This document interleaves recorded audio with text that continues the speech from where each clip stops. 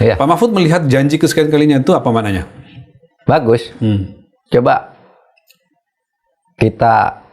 saya minta rekamannya di setel ya. Ya, Oke. videonya. Nanti juga akan sisihkan dana, saya akan bikin penjara yang sangat, pokoknya sangat kokoh di suatu tempat yang terpencil, mereka nggak bisa keluar malam hari. Kita akan cari pulau, kalau mereka mau keluar biar ketemu sama hiu.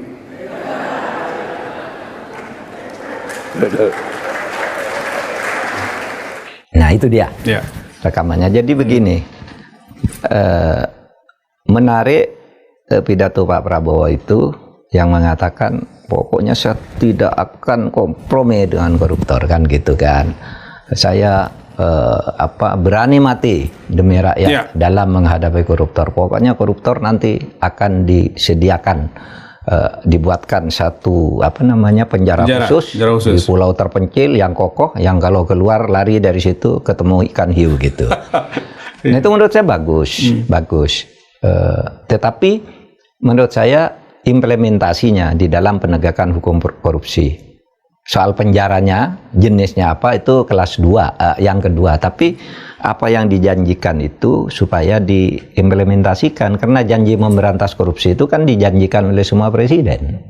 Dulu Pak SBY kan saya punya 5 agenda pembangunan Indonesia kalau jadi presiden. Yang nomor 12 itu memimpin sendiri pemberantasan korupsi. Tapi korupsi makin banyak waktu itu, ya kan? Ya banyak lah. Dan malah melibatkan Partai Demokrat kan pada waktu itu. Pak Jokowi pidatonya, awas kalau korupsi, saya gigit sendiri, saya tahu sumber-sumber korupsi itu. Kan pidatonya terbuka semua. Nah Pak Prabowo mengatakan ini lagi. Jangan sampai ini gagal. Kita percayalah Pak Prabowo mudah-mudahan konsisten dengan itu. Selama ini kan yang dipertanyakan, yang dipertanyakan ini kok ancamannya banyak gitu ya, ancamannya banyak, kok implementasinya minim kan gitu, kritik orang, kok ngancam-ngancam terus gitu.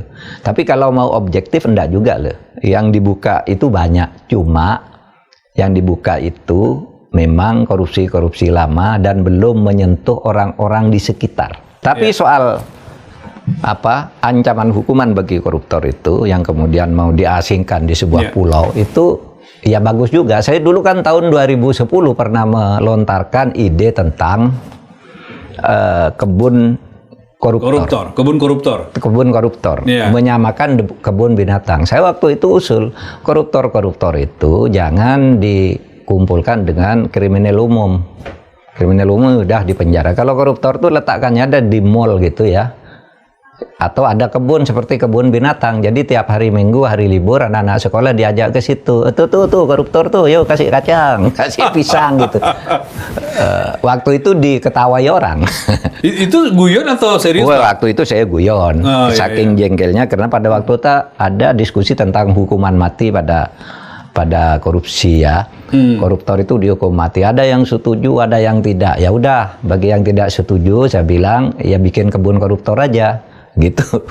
Kalau itu terjadi memang orang mikir semua Pak untuk melakukan lagi kan? Mikir. Kayak yang di Cina itu. Jadi tontonan di mana-mana. Yang di Cina tuh ada patung keluarga koruptor itu kan, yang setiap hari orang disuruh ke situ lalu suruh mukul. Sampai beberapa kali itu patungnya tuh dari besi loh. Itu sampai diganti lagi agar orang datang ke situ adalah keluarga koruptor di, kalau tidak salah 300 tahun lalu ya, itu beredar anunya kan sekarang videonya. Ada satu tempat di situ.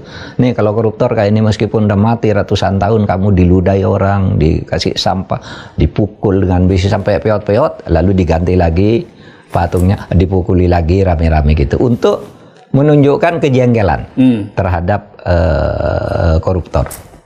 Ya gitu. Saya meneruskan tentang pernyataan Bapak soal komitmen Prabowo bagus banget, tapi kemudian implementasinya masih ditanyakan. Nah belakangan kan pengusutan kasus korupsi macam-macam muncul nih Pak Mahfud. Katakanlah misalnya yang rame-rame soal kasus korupsi di Pertamina, korupsi di PGN, korupsi di Bank Jabar Banten. Ini kan umumnya adalah kasus-kasus lama Pak, ya, yang dibuka sekarang oleh aparat penegak hukum. Nah dari sisi pengusutan itu apa yang Pak Mahfud cermati? dengan di era Prabowo sekarang membuka kasus-kasus lama korupsi sehingga diusut seperti sekarang? Ada dua hal. Yang diambil itu adalah kasus lama Ya. dan kasus baru. Menurut saya bisa sementara ini dianggap prestasi ya, karena tidak ada kasus baru korupsi di era Pak Prabowo. Karena nggak ada uang juga yang korupsi. Mungkin tidak ada uang, mungkin tidak berani juga. Iya, dua-duanya ya itu ya. Dua-duanya tidak ada uang dan tidak berani, itu harus dianggap minimal prestasi lah, bahwa tidak ada korupsi baru. Paling tidak belum ada korupsi baru. Tapi fenomena yang kedua, penanganan korupsi itu sering anti klimaks, berbalik arah, menjadi tidak jelas. Mula-mula orang bangga, wah hebat ini pemerintahan Pak Prabowo membongkar korupsi gitu. Yang dulu tidak bisa disentuh sekarang dibuka. Misalnya ya, kasus Zaraf. Itu kan waktu itu ada uang ditemukan 957 ya. Miliar dan 52 kilogram emas di rumahnya.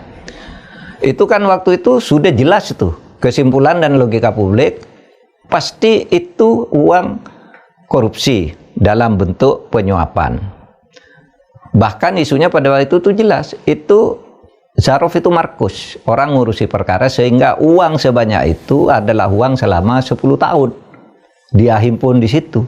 Selama 10 tahun dia himpun di situ, mungkin mau dimasukkan ke bank tidak berani, tetapi kan itu harus diusut. Uang itu dari siapa, dan sebenarnya kalau itu Markus untuk perkara nomor berapa saja, dan siapa sebenarnya terdakwanya, kan begitu. Nah ini yang agak waktu itu, wah itu hebat nih. Tapi sekarang orang nggak tahu juga kasus ini diungkap, tapi ketika diajukan ke pengadilan tidak jelas uang, hanya dikatakan nerima suap, tapi kan harus ada kan subjek siapa sih yang menyuap. Untuk pengadilan mana, tahun berapa, kan itu 10 tahun. Menurut saya mungkin ada unsur politik di sini.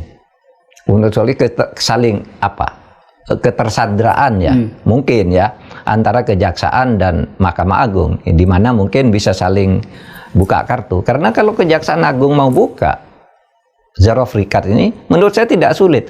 Karena bayangkan Anda, lihat Kejaksaan Agung itu hebatnya membongkar kasus Tanur yang tadinya tersimpan rapi, bagus gitu. Karena Kejaksaan dipermalukan dengan bebasnya Tanur, dia selidiki lagi, ketemu kok sesuatu yang lebih rumit daripada uangnya Zaraf. Iya kan? Ronald Tanur yang kasus Surabaya ya? Iya, diketemukan hakimnya 3 orang nerima uang tanggal sekian disimpan di sini. Kemudian ketuanya yang membela itu ketemu juga akhirnya. Dan ini di dalam di dalam expose pengadilan ini, bukan fitnah, ini fakta. Ya, ini ada perbedaan antara penanganan kasus Ronald Tanur yang bergerak begitu cepat tapi kemudian berbeda dengan kasus setelahnya yang lalu saya ingin mengajak Pak Mahfud untuk melihat, Pak, karena di beberapa kali di forum ini juga Pak Mahfud mengatakan bahwa selalu terhenti ketika sudah rame-rame dan besar-besar, terutama yang jadi sorotan publik, terus berhenti. Dan saya menunjukkan ke Pak Mahfud satu-satu. Pak Mahfud lihat ya update-nya seperti apa, lalu Pak Mahfud saya minta kasih komentar.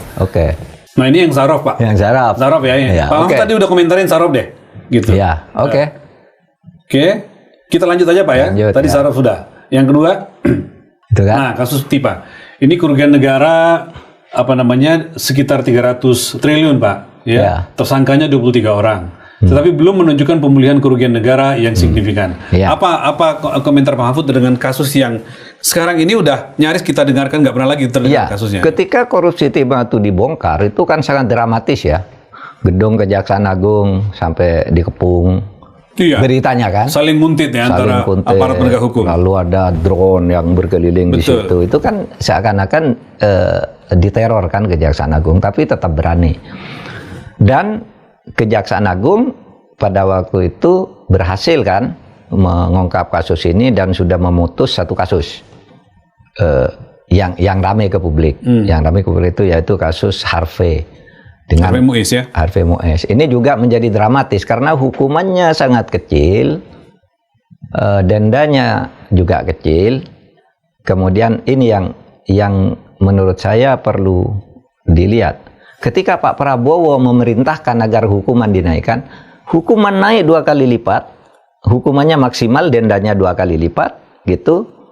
Dan itu menurut saya menunjukkan betapa hebatnya kalau presiden mau. Cuma presiden. Itu bukti. Iya. Ngomong sekali dalam sebuah pidato langsung jalan. Ya. Kan Pak Prabowo bilang gitu waktu hari Natal kan nggak salah. Di Indonesia nih kalau korupsinya triliunan, hukumnya jangan ringan-ringan dong. Masa hanya hukum 6 tahun? Pak Jaksa Agung naik ya kan gitu ya. Berani naik, siap kata Jaksa Agung kan. Hukum kalau perlu 50 tahun. Betul, maksimal. Memang nggak bisa orang dihukum 50 tahun. Maksimal kalau hukuman angka itu 20 tahun. Ya. Dan lebih dari 3 kali lipat kan. Tapi itu artinya kalau presiden mau. Kalau presiden mau, bisa kok. Tinggal ini yang macet-macet ini, persoalannya orang lalu bertanya, loh begitu presiden bisa, masa yang lain, kasus lain nggak bisa gitu. Nah kasus timah ini tersangkanya 23 orang, sehingga orang merasa sangat tidak adil ya, merasa tidak adil karena seakan-akan yang tersangkanya hanya satu, hukumannya kecil gitu kan. Padahal 23 orang sudah dinyatakan tersangka. Sayangnya Kejaksaan Agung tidak mengumumkan yang 23 orang ini. Ada beberapa katanya, ada beberapa belasan gitu yang sudah divonis gitu. Karena di berbagai tempat kan pengadilannya. Sudah inkrah gitu ya. Ya. Harusnya dijelaskan kepada publik. Korporasi ya. 5 korporasi ini yang harus menanggung beban kerugian lingkungan sebanyak 271 triliun itu misalnya, apa itu sudah dibagi korporasi ini sekian triliun, korporasi ini sekian. Ini kan tidak jelas gitu. Itu mestinya dibuka Pak ya? Mestinya dong, mestinya dibuka. Sama dengan kasus Sarof tadi kan, mestinya uang itu dari mana saja, untuk perkara apa. Itu namanya terbuka. Hukum yang lebih terbuka diketahui oleh masyarakat, tidak menimbulkan kecurigaan. Kita lanjut Pak. Ya oke. Kemudian apa lagi? Timah ya, setelah timah, ini judi online Pak. Judi online. Ya. Sejak Januari 2025 telah naik tahapan penyidikan setelah gelar perkara. Polisi mendalami dugaan korupsi melibatkan pegawai Komdigi. Polisi juga menggeledah 5 rumah. 32 orang saksi, ya. Kalau tadi 23 tersangka ya. Ini 32 orang saksi sudah diminta keterangan, 21 orang pegawai Komdigi. Ada 26 orang tersangka Pak. Ya. 4 orang DPO. Sampai di sini, tapi lalu nggak ada. Sampai apa yang jadi catatan Mahfud? Ya itu. Dugaan ya. Ini kalau sudah menyangkut pejabat tertentu, lalu mundur nih, berbalik lagi. Tadi sudah semangat kan dulu dipuji-puji tuh. DPR mengundang Menteri Komdigi Bu Mutia. Wah, pokoknya bongkar. Polisi juga semangat, kita bongkar. Pelakunya di sini dan seterusnya. Sudah ada kok indikasinya, seperti muncullah di berbagai televisi pada waktu itu menjelaskan bagaimana kerjanya, kantornya di mana, siapa orang, muncul semuanya. Pokoknya sikat.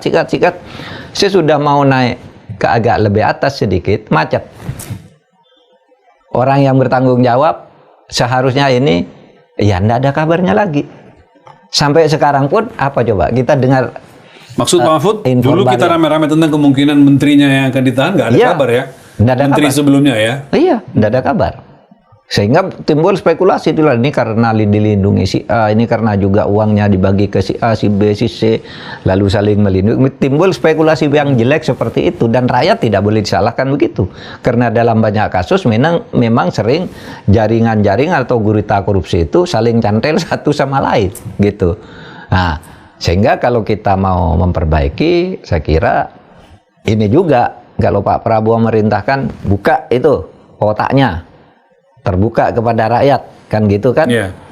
Ya bisa aja. Seperti kasus itu tadi, kasus Harvey itu kan bisa kalau presiden menghendaki. Menunggu Pak Prabowo pidato sekali lagi untuk nyinggung soal judul-judul itu ya. Iya. Supaya orang yang pemain utamanya kira-kira bisa dibawa ke pengadilan. Tapi saya tetap berprasangka pada saatnya Pak Prabowo akan melakukan itu. Mungkin sekarang masih menciptakan kondisi atau membuat prakondisi yang nanti tidak akan menimbulkan kegaduhan baru seketika orang ini diambil. Nah, apa langkah-langkahnya itu menurut saya ya Pak Prabowo punya keahlian untuk melakukan itu karena pengalaman dan ilmunya yang luas, itu saja. Harapan ya. Harapan. Lanjut kita Pak. Ini ada banyak kasus nih. Oh iya. Ini kasus tipikor impor gula ya dengan tersangka Tom Lembong. Kejaksaan juga nih Pak Persidangan sebagai Menteri Perdagangan tahun 2015 sampai 2016. Surat perintah penyidikan dugaan tipikor impor gula periode 2015 sampai 2023. Ini perlu diungkap untuk periode 2016-2023. Pak Mahfud melihat ada perkembangan apa setelah Tom Lembong atau hanya sekitar Tom Lembong saja sejauh ini? Ya tetap menimbulkan pertanyaan karena Kejaksaan Agung tidak pernah menyebut orang selain Tom Lembong. Padahal di dalam eksposenya itu korupsi itu terjadi tahun 2015 sampai 2023. Sedangkan Tom Lembong katanya 2016. Hanya 2015 saja. 2016 ke atas kan udah menteri lain ya, tuh. sudah menteri lain kan, menteri lain. Lah kenapa mulai yang lain tidak disebut? Karena padahal kebijakan itu konon berlanjut. Yang dilakukan oleh Lembong diteruskan oleh berikutnya. Kenapa tidak dimulai justru tahun 2003 kok? Kan mestinya ditemukan itu dulu kan. 2003 baru mundur ke 2022, mundur ke itu baru ketemu kok Tom Lembong.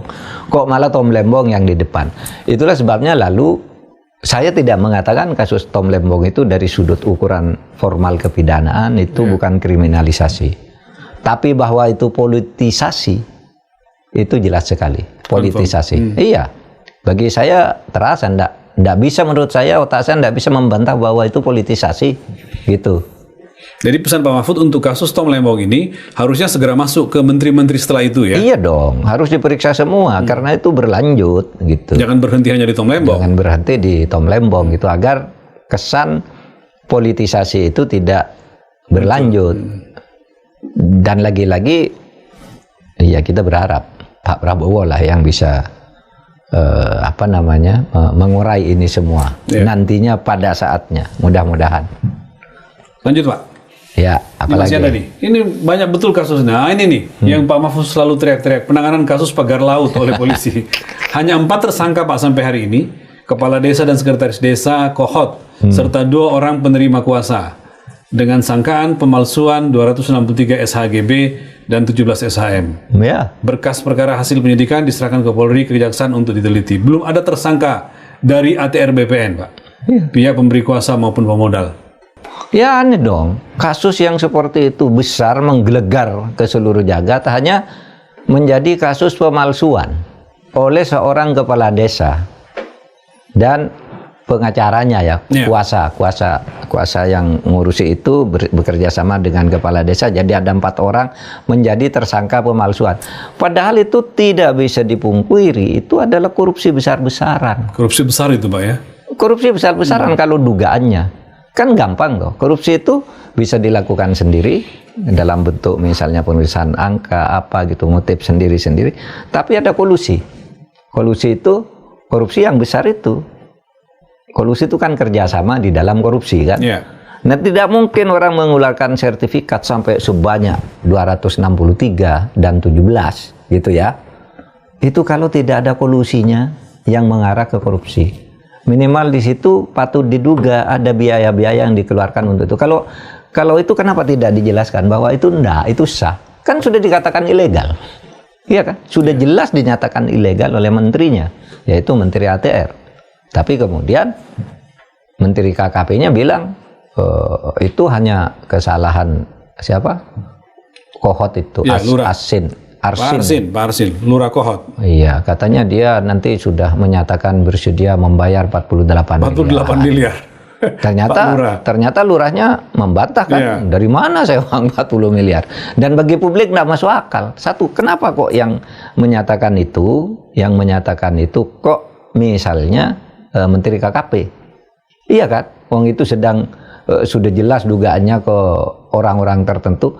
Lalu kok kenapa menyatakan dia bahwa dia sudah mendapat pemberitahuan dari pihak Arsin bahwa mau membayar 48.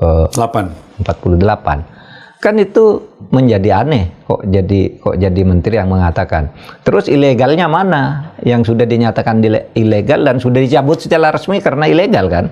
Berarti kan harus diusut orangnya. Lalu kenapa kemudian tidak ada pejabat ATR yang dipanggil? Betul. Diperiksa lah ya. Dipanggil sih nanti sangat ringan. Diperiksa. Kan gitu. Ini kenapa kamu mengeluarkan ini? Malah dikembalikan ke urusan kecil. Dan hanya berputar-putar di lurah. Berputar. RT itu Pak. Itu. Pak Mahfud berpikir harusnya polisi segera masuk ke tipikor Pak ya? Iya. untuk ini ya, untuk pagar laut ini. Atau kejaksaan atau KPK. Atau kejaksaan karena atau KPK. bisa. Karena yang ditangani polisi sekarang kan pemalsuan. Pemalsuan. Yang betul. urusan cetek gitu. Yang Bapak bilang ini perampok Iya. besar-besaran tapi urusan pemalsuan Iya. aja yang ditangani. Orang boleh saja berargumen, Pak, itu nanti kan bisa sesudah pemalsuannya diadili akan ketemu korupsinya. Lah kenapa sekarang tidak korupsinya dulu, nanti pemalsuannya akan dengan sendirinya Iya. masuk? Bisa kan? Iya. Dan untuk urusan korupsi ini belum ada yang nangani loh. Polisi belum, kejaksaan belum, KPK belum. Sehingga siapapun yang mau masuk sekarang, periksa itu pejabat ATR. Kan itu ya kalau mau berhukum dengan benar. Kalau coba diputar-putar ke dua orang ini, Arsin, seorang lurah di Kohot, sementara desa yang dilewati oleh Ada 16 pagar desa, itu Pak, ya? 16. Masa dia ngurusin 16 desa, dia hanya di Kohot gitu. Jadi lelucon, Karena masuk ya? akal tuh. Iya, Jadi tidak masuk akal. menjadi lelucon hukum yang tidak ini. Ya tidak lucu. Kadang mungkin mau melucu tapi malah menyebalkan. Kan ada toh, sering ada orang mau melucu gitu tapi orang jadi sebel bukan ikut ketawa. Kebalikan. Kira-kira kayak Respon gini. publik malah kebalikan. Respon publik ya. Ini Pak, ini mungkin yang terakhir nih. Ya. Ya, ini yang terbaru Pertamina Pak. Ditetapkan 9 tersangka, Jaksa Agung menyampaikan akan ada tersangka baru. Ini Pak, ada pernyataan tersangka baru, tapi kita masih nunggu. Masyarakat terus mengikuti, mencermati perkara ini. Nah, Kejaksaan mesti mempublikasi nilai kerugian dari kasus ini secara total, mengingat penyidikan perkaranya dalam waktu 2018-2023. Apa komentar Pak Mahfud ini Pak? Iya betul. Jadi gini, itu 193,7 triliun itu kan 1 tahun. Sementara berkali-kali Jaksa Agung sudah menegaskan ini 5 tahun. Kan bisa dihitung sekarang sih. Bisa diumumkan sekarang. Kerugiannya kan Jaksa Agung cuma bilang begitu ya. Kalau 1 tahun 19,7 ya kalau 5 tahun ya dikalikan aja sendiri gitu. Tapi dikalikan Mendekati 1.000 sendiri triliun. gampang, Iya. semua anak bisa. Tetapi pernyataan angka resmi dari institusi yang bernama Kejaksaan Agung tuh lebih penting daripada nyuruh ngitung sendiri. Itu kan Iya. tugas dia menghitung. Kalau kita Iya. nyuruh ngitung ya cuma gitu, ambilin aja kalikan 5 kan. Sehingga sudah publik dapat mengetahui total kerugiannya berapa total Pak ya? kerugiannya Betul. yang menurut versi aparat penegak Aparat penegak hukum hukum, gitu. betul. Nah, kita berharap selain 9 tersangka, saya baru ini melihat Kejaksaan Agung, Jaksa Agung sendiri kan tampil di beberapa televisi sekarang, itu menyatakan nanti akan ada yang lebih tinggi dari 9 orang ini. Ya. Ya ada kan, siapa itu? Ya segera aja dong gitu.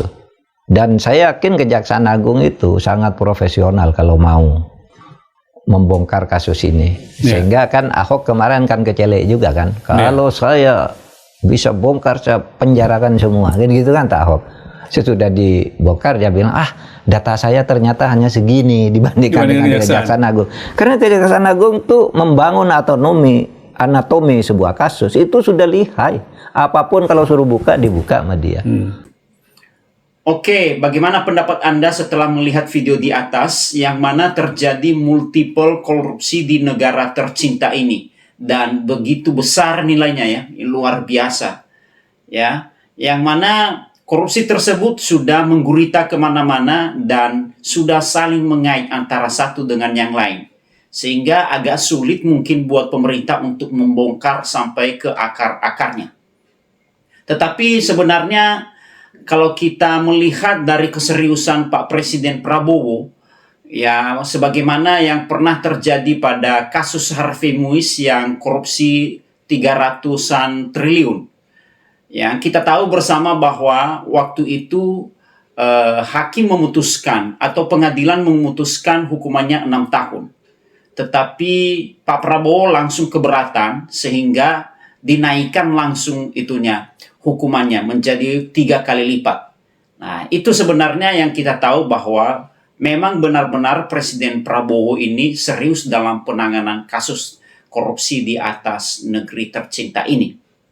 Nah, yang dalam video tadi ada beberapa kasus yang memang kita lihat juga itu besar-besar semua. Tapi apakah yang mereka terjerat ini, apakah jangan-jangan hanya sebagai orang-orang yang merasa apa saja? Ya, apakah sudah sampai ke akar-akarnya ya? Itu kita nggak tahu. Itulah yang kita harapkan kepada pemerintah untuk lebih serius lagi dalam menangani korupsi yang terjadi di atas bangsa ini. Semoga bangsa ini menjadi lebih maju lagi dan lebih jaya. Demikianlah pendapat saya, dan jikalau teman-teman punya pendapat atau tanggapan yang lain, tuliskan di kolom komentar di bawah ini sebagai bahan diskusi kita bersama lewat channel ini. Dan jangan lupa like, comment, share, dan subscribe. Sampai jumpa di video-video berikutnya. Terima kasih.